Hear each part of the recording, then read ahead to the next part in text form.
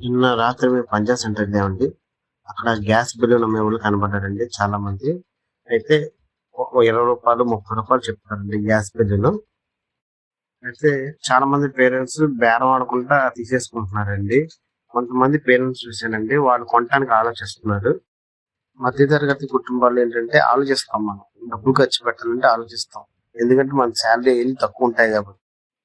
నేను నా పిల్లలకి బేరం ఆడి కొన్నానండి. అలాగే చాలా మంది పేరెంట్స్ పిల్లలు అడుగుతుంటే కొనకుండా వెళ్ళిపోతున్నారండి. నేను ఆళ్ళకి చెప్పాను బేరమాడండి. మనలాంటి మధ్య తరగతోళ్ళు బేరమాడి తీసుకోవచ్చండి ఏ వస్తువైనా. అవి ఫిక్స్డ్ రేట్స్ కావండి. అడగొచ్చు మనం. ఒకళ్ళు ఆ రేటుకి కొన్నారని మనం ఆ రేటుకి కొనక్కర్లేదండి. ఇవి ఫిక్స్డ్ రేట్లు కాదు. మనం బేరమాడి తీసుకోవచ్చండి. వాళ్ళు తగ్గిస్తారు.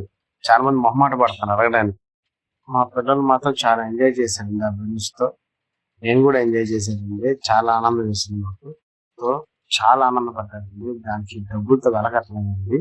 చాలా ఎంజాయ్ చేశానండి. ఆ మొహంలో ఎంత సంతోషం చూశానంటే అంత సంతోషం చూశాను బెలూన్స్ కొనాలని. వాళ్ళ ఆనందం చూస్తుంటే మనం కోట్లు సంపాదించినట్టు ఉంటదండి. మనం వాళ్ళతో తిరగాలి, వాళ్ళతో గడపాలి. అప్పుడే పిల్లలకి ఆనందం. మనందరం పిల్లలతో ఇలాగే స్పెండ్ చేయాలండి టైము.